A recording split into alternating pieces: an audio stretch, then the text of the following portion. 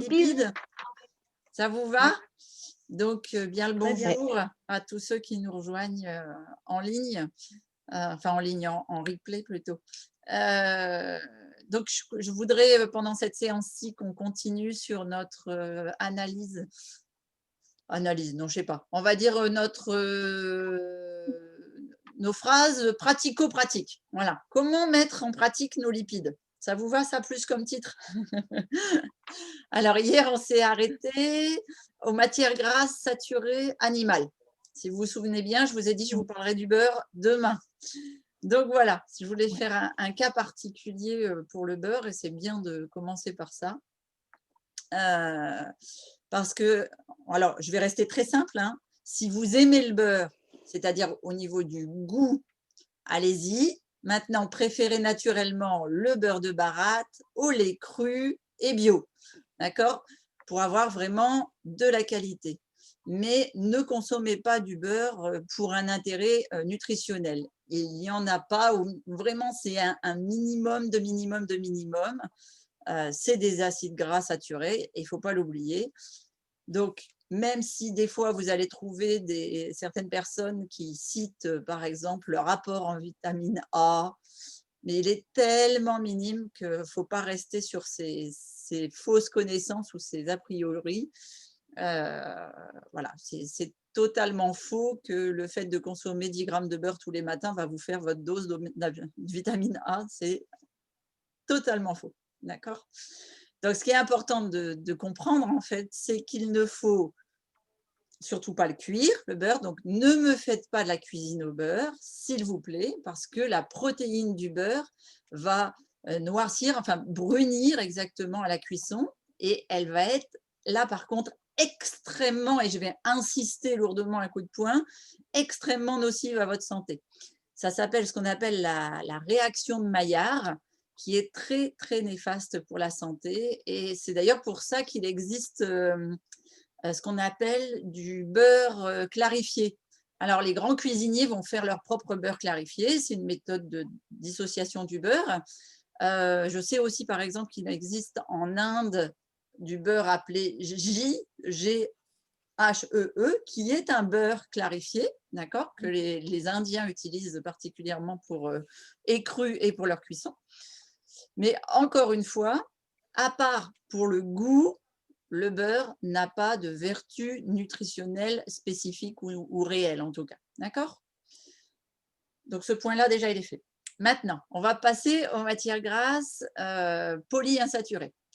Alors, comme je l'ai dit lundi, et je le rappelle donc maintenant, c'est le ratio entre les oméga 6 et les oméga 3 qui est le plus bénéfique, donc qui doit être le plus bénéfique possible. Donc, quand vous regardez une bouteille d'huile, vous devez regarder le ratio. Parfois, c'est noté, parfois non. Mais s'il est de 1 pour 4, voire, allez, je vais être gentil, jusqu'à 1 pour 5, d'accord, vous êtes dans les beaux chiffres, dans les bons chiffres. Mais pour ça, on n'a pas toujours des étiquettes très lisibles. On n'a pas vraiment de mesures en fait, qui existent et en tout cas, elles ne sont pas obligatoires sur les bouteilles d'huile. Ce qu'il faut savoir, c'est qu'il existe des mélanges qui permettent de faire des achats d'huile moins chers pour tout un chacun, mais que malheureusement, quand les industriels font des mélanges d'huile, très souvent, ils mettent plus d'huile riche en oméga 6 que d'huile riche en oméga 3. Donc, c'est à vous de mémoriser en fait. Les huiles riches en oméga 6, c'est l'huile de tournesol, l'huile de pépins de raisin, l'huile de soja et l'huile de maïs. D'accord? Si vous mémorisez vraiment ces 4 huiles, à chaque fois que vous verrez un mélange d'huile, s'il y a une de ces 4 huiles dedans, vous savez que déjà la proportion ne sera pas bonne. D'accord? Donc maintenant, quand vous regardez les bouteilles d'huile uniques, d'accord? C'est à vous voilà, pourquoi pas faire vos propres mélanges dans votre frigo, si vous avez envie d'avoir une huile parfumée avec de l'huile de noix ou des choses comme ça. Mais ce que je veux, c'est que vous mémorisiez qu'il y a 2 cas spécifiques de bonnes huiles qui sont riches en oméga 3 enfin qui ont un bon rapport oméga 3, oméga 6, c'est l'huile de colza et l'huile de noix. D'accord? L'huile de colza, elle contient 60% d'acides gras monoinsaturés. C'est pour ça qu'elle est intéressante. C'est-à-dire autant en fait que l'huile d'olive. Et 20% d'oméga 6 pour 10% d'oméga 3. Donc, c'est-à-dire 1 pour 2, ce qui est un excellent ratio. Après, on a l'huile de noix qui est aussi riche en acides gras polyinsaturés pour 60%.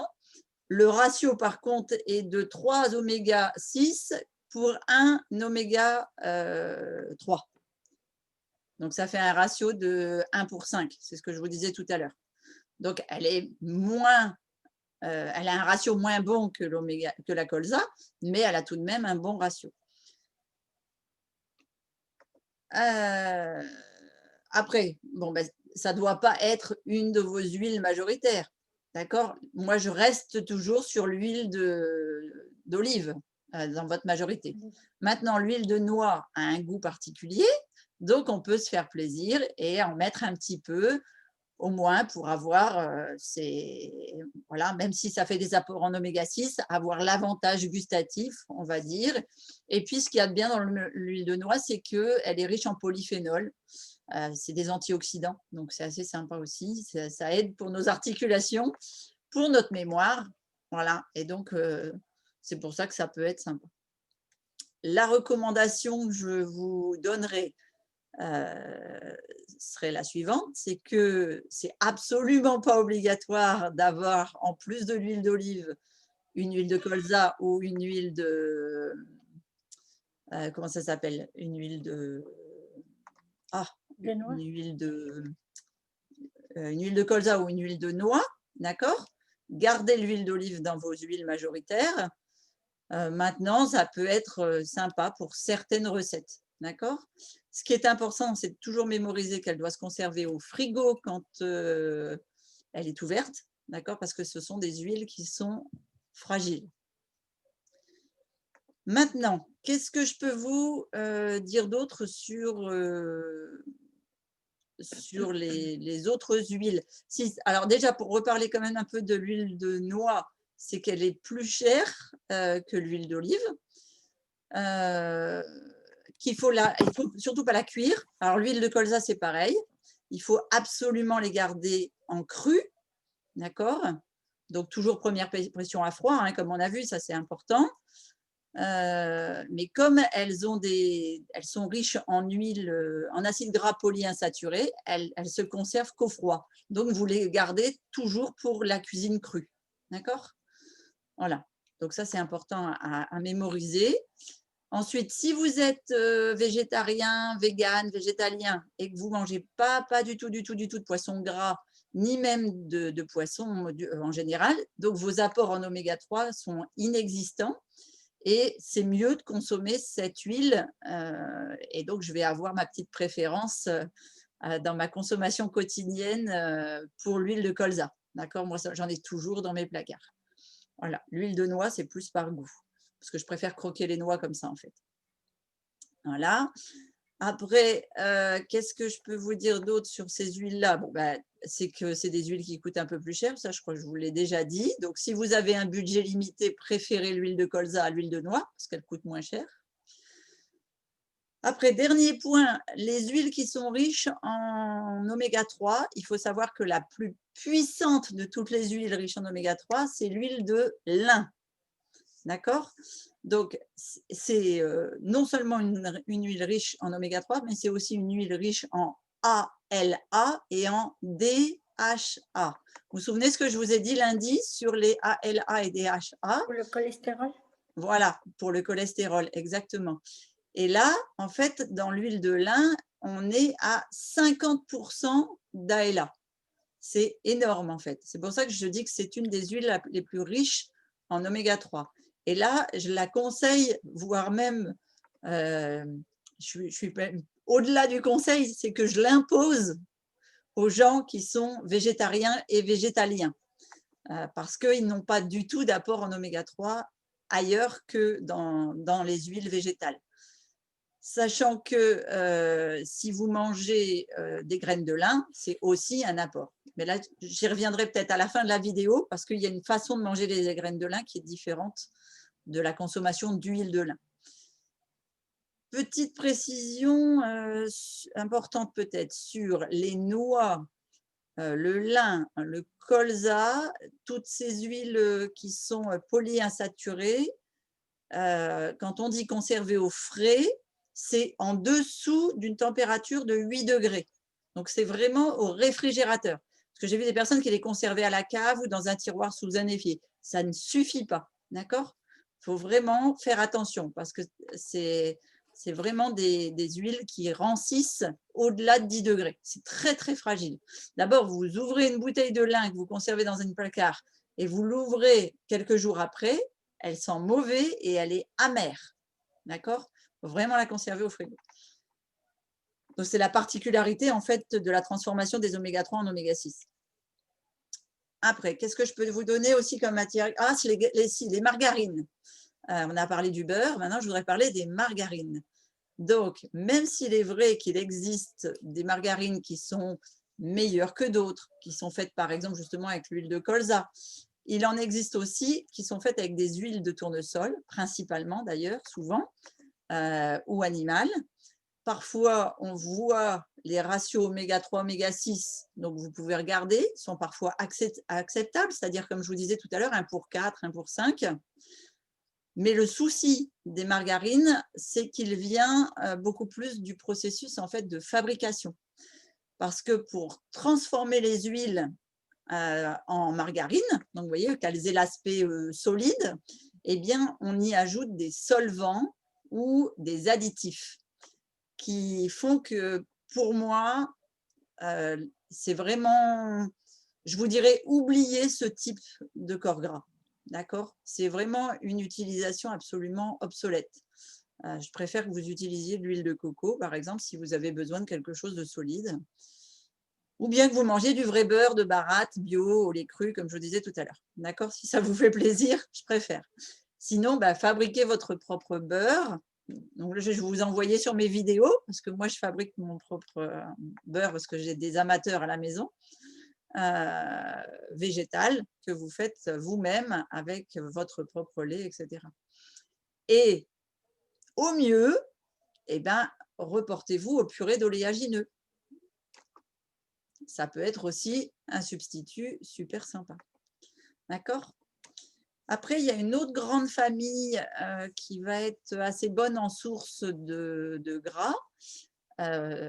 C'est justement la famille, celle des purées. Donc, ça va être les amandes, enfin, tout ce qu'on appelle oléagineux en fait. Donc, les amandes, les noisettes, les noix, etc. Alors, je parle cette fois-ci, de la version entière, hein, d'accord? Pas juste l'huile de noix comme on a parlé tout à l'heure, ou bien des choses comme la purée là. Et donc, je vais parler des oléagineux entiers pour leur apport en bons lipides. Lorsqu'ils sont crus, ils sont riches en oméga 3 et en oméga 9. Donc, ce sont d'excellentes sources de vitamine A, de vitamine E et de vitamine C. Et en plus, ils sont riches en minéraux, en polyphénols, et ça doit clairement faire partie de votre alimentation quotidienne. Donc, alors c'est peut-être difficile de vous dire, vous devez manger telle quantité en grammes. Moi, j'aime bien travailler avec la main parce qu'on a tous des mains différentes et vos mains vous correspondent et correspondent à vos apports personnels. D'accord? Par exemple, je vais vous apprendre un petit truc, mais ici, là, vous avez votre muscle cardiaque. C'est-à-dire que si vous prenez votre cœur, il est ici, dans votre paume de main. Et donc, vous savez que les huiles sont bonnes pour le cerveau, mais aussi pour le cœur. Et si vous consommez une poignée de bonne graisse, eh bien, vous avez votre apport pour la journée. Si vous consommez une poignée par jour de bons oléagineux, vous avez votre apport quotidien. D'accord? Ça peut être des petits indices sympas. Parce que si vous avez un bûcheron ou un boucher qui a des paluches le double, le triple des vôtres, vous n'allez pas lui dire bah, tu vois, moi, ma poignée, elle fait 50 grammes, consomme 50 grammes par jour. Il va vous dire tu l'as vu celui-là? Moi, 50 grammes, ça ne me suffit pas. Et il aura raison, d'accord? Donc, une poignée par jour, mais votre propre poignée, c'est une bonne base. Maintenant, le but, c'est de varier en fait entre tous les oléagineux qui existent. Si vous voulez que je vous fasse un trio de tête pour les meilleurs apports, eh ben, je vais mettre les amandes, les noix et les noisettes. Sachant que lorsque je parle des noix, je vais parler de la noix de Grenoble. Alors, il y en a qui disent, vous savez, c'est la noix qui ressemble au cerveau, là. Je l'ai déjà vue sous la dénomination noix du Périgord, je crois. Voilà. Achetez, alors si, petite précision super importante, achetez vos noix dans la coque. Achetez pas juste des cerneaux, d'accord? Parce que, comme je vous ai dit tout à l'heure, c'est une huile qui est hyper fragile et qui se conserve à froid.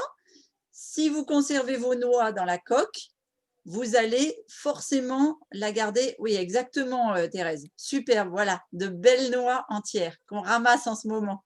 Génial. Eh bien, vous pouvez les conserver en plus tout l'hiver. Vous les mettez dans une cagette avec un journal dessus pour pas qu'elles aient la lumière. Vous aurez votre…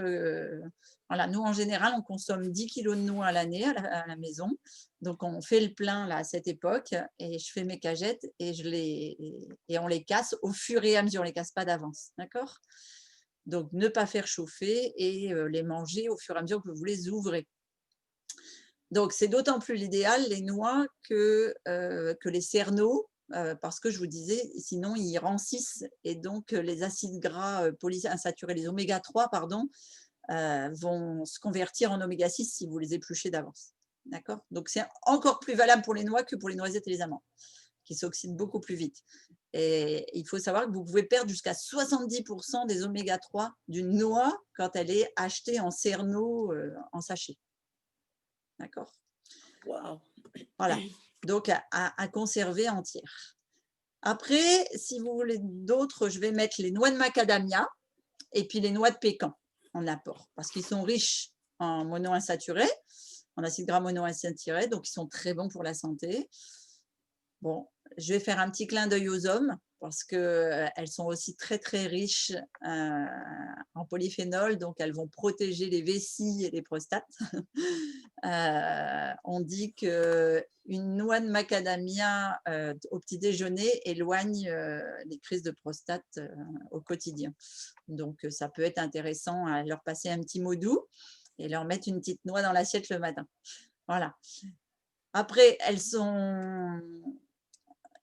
oui, elles sont riches en polyinsaturés, ça je vous l'ai dit. Et puis donc, comme toutes les noix, elles s'oxydent aussi à l'air pur, donc conservez-les dans le noir et dans les bocaux, d'accord?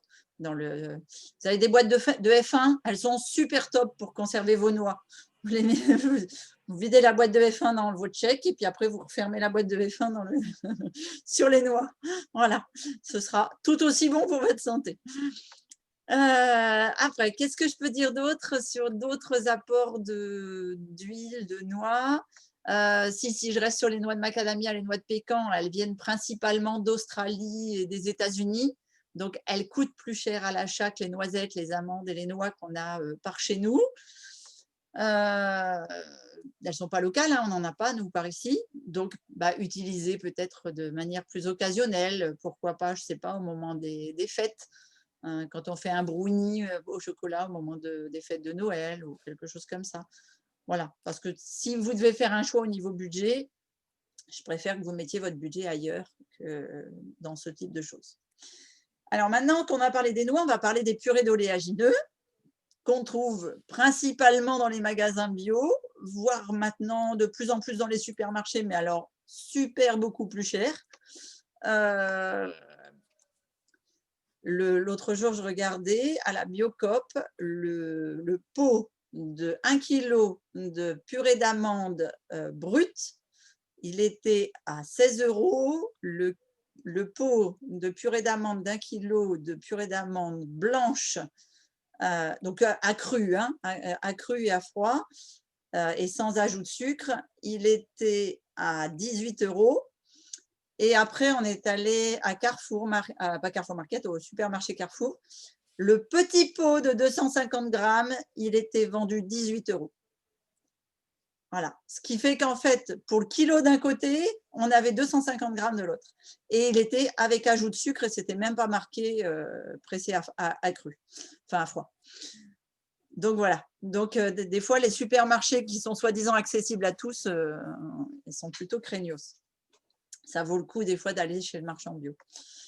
Voilà. Alors, donc, dans les purées, on trouve principalement l'amande, la noisette et l'arachide. C'est rare qu'on trouve d'autres choses. Sachez qu'à la maison, vous pouvez faire du beurre de châtaigne. En ce moment, on trouve des châtaignes dans la forêt. On peut faire son propre beurre de châtaigne. D'ailleurs, peut-être que je ferai une recette de gâteau aux châtaignes que je mettrai sur Domicile Coach ou que je vous partagerai parce que c'est particulièrement sain en ce moment. Notamment en encas d'après-midi avec un lait d'or ou quelque chose comme ça. C'est très réconfortant et c'est très protéiné. Et puis, ça a d'autres vertus, c'est que ça va faire travailler les graisses viscérales, notamment en dépenses énergétiques pour lutter contre le froid quand on va travailler au jardin, par exemple, en ce moment, ou des choses comme ça. C'est particulièrement intéressant. Et ça se conserve sur quelques jours si les enfants ne font pas la razzia dans le frigo. Voilà. Voilà, c'est une parenthèse, ça. D'accord. Donc maintenant, allez, on va finir l'appel parce qu'il va être 14 h. Si c'est pressé à froid, ça ne perd pas ses nutriments. Le seul souci, c'est que vous pouvez tomber sur des ajouts de sucre ou bien alors que quand c'est consommé en purée, eh ben, on peut en consommer beaucoup plus. Donc faites attention à vos quantités caloriques. C'est important parce qu'une purée, ça s'étale sur la tartine, donc on enlève la mastication et donc vous pouvez avoir une consommation plus importante que si vous mangez une poignée de noix. D'accord. Là, si vous devez éplucher les amandes et les noix, les croquer, etc., ça change complètement la donne. OK. On en consomme en général des plus grosses quantités quand c'est sous purée d'amande. Ça peut être intéressant par contre pour les gens qui doivent prendre du poids et de la masse musculaire parce que là, ça leur fait vite des calories sans avoir la densité de la purée est beaucoup plus importante que l'aliment brut. Ah, Voilà. je peux manger ça. Voilà. Toi, tu as le droit de manger ça. Notamment le matin. C'est super bien. C'est bon pour la santé. D'accord, D'accord. OK, merci. Après, je voulais vous parler des graines de lin avant de fermer l'appel. Tout à l'heure, je vous disais qu'elles sont particulièrement riches en oméga 3. Maintenant, vous savez peut-être que nous ne sommes pas des poules et quand on mange des graines de lin, on ne les digère pas. Donc, il faut absolument les broyer. Donc, vous les mixez avec un moulin à café ou quelque chose comme ça, par exemple. Vous les mettez dans des petits bocaux fermés au frigo parce que les oméga 3 rancissent et vous ne les conservez pas plus d'une semaine. Donc, vous faites vos bocaux tous les 8 jours et vous pouvez en consommer une cuillère à soupe chaque jour. Pour les végétaliens et les végétariens, c'est vraiment préconisé, d'accord, de consommer. Après, les autres, pas forcément. Autre chose d'important, les graines de lin sont très, très riches, 10 fois plus riches en phytoœstrogènes que le soja. Alors, le soja est pointé du doigt par nombre de personnes, notamment qui sont en abondance d'œstrogènes, ou bien qui ont eu des opérations, cancer du sein ou des choses comme ça. Le soja est 10 fois plus riche en phytoœstrogènes. Donc, il faut s'en méfier et pas en consommer plus de 3 fois par semaine si c'est votre cas. D'accord? Voilà, notamment pour les femmes qui ont une dominance œstrogénique. OK? Voilà. Après, pour donc, le no-vegan, il n'y a pas besoin d'en consommer tous les jours. Si vous consommez du poisson 3 fois par semaine, voilà, faites-vous plaisir simplement avec le lin.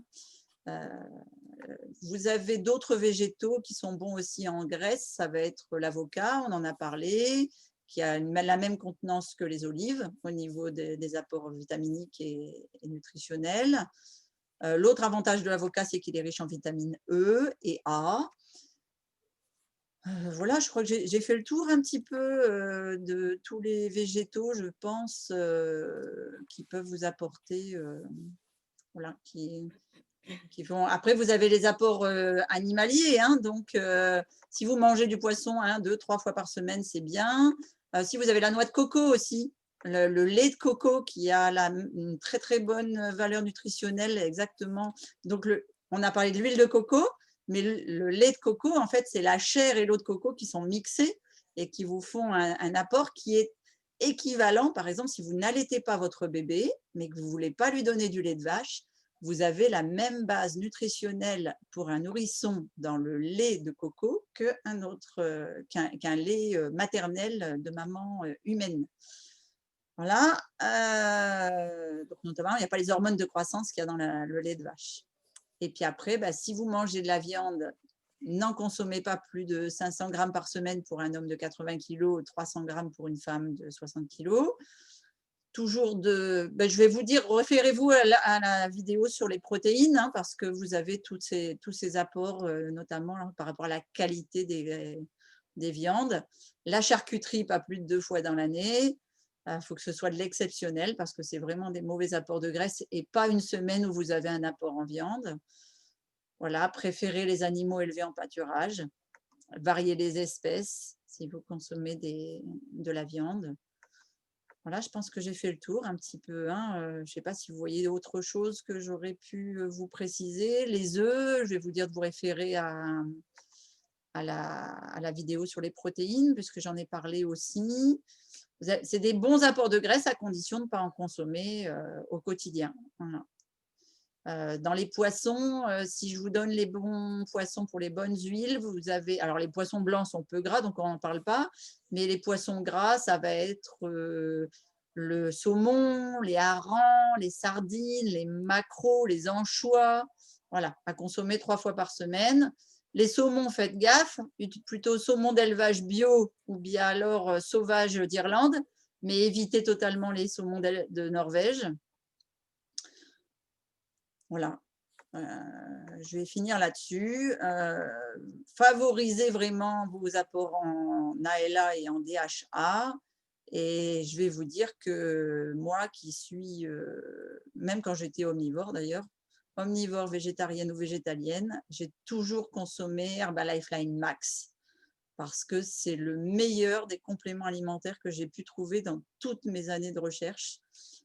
Qui vous apporte vraiment votre plein potentiel au niveau oméga 3 et DHA, etc. Voilà, voilà les filles et les garçons, s'il y en a qui regardent en replay. Est-ce que vous avez des questions?